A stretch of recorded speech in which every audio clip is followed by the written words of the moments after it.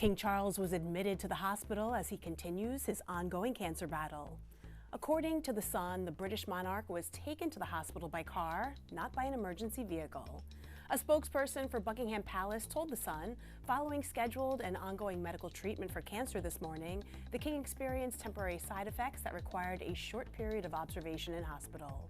His Majesty's afternoon engagements were therefore postponed. The spokesperson added that the king had already returned to Clarence House, but would be rescheduling all of his engagements for Friday as a precautionary measure, acting on medical advice.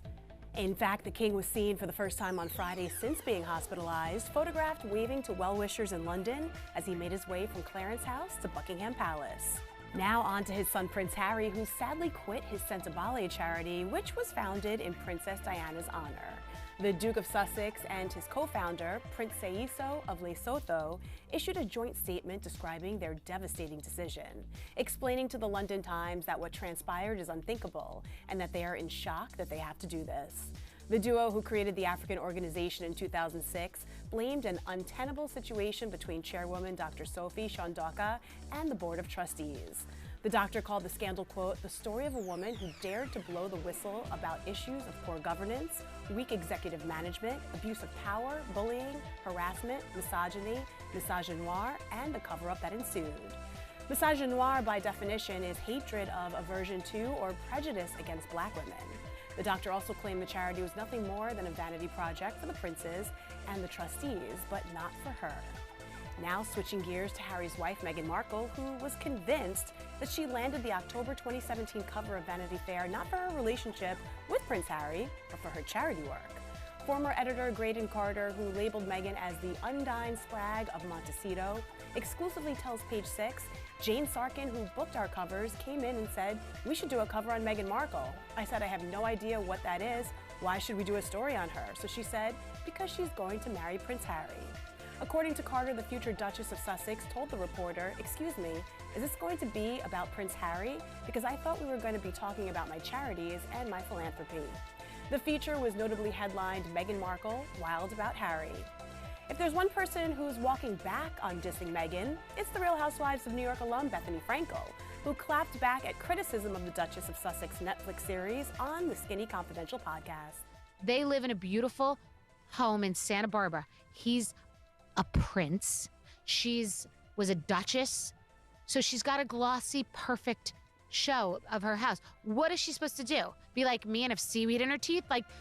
However, last month, Bethany made headlines for criticizing the Suits alums as ever rebrand as too perfect and lacking identity.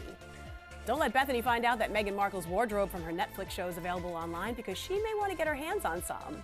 Although it appears to be selling out fast as she cashes in with her Shop My Storefront.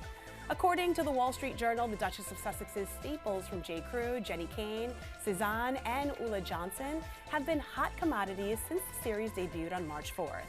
Lindy Benson, the CEO and founder of Blue Salt, told the outlet that she sold 300 t-shirts within 24 hours after Meghan wore one on the lifestyle show. And the CEO of La Lingerie, which is a New York-based brand, sold out of 500 pairs of jeans several days after the Suits alum wore them. However, the Duchess's new online clothing shop is being dubbed shameless by royal insiders who believe the move is one big cash grab. A source familiar with the Sussex camp questioned why Meghan and Prince Harry would need to do this, asking, have they lost all their money?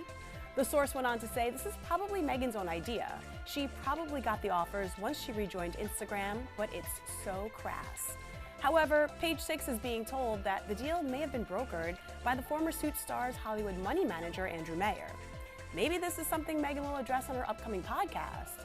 The Duchess plans to tackle the highs and the lows and girl talk on Confessions of a Female Founder via Spotify, and she just released the first trailer.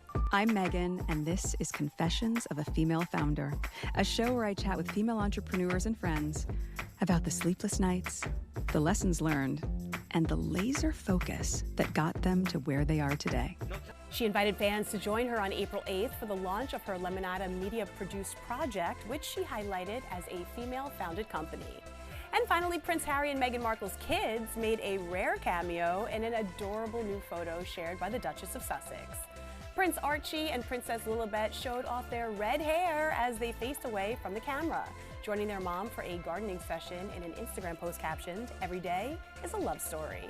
The pair tend to keep the social media content of their kids to a minimum, so we enjoy every little bit that we can get and when we can get it.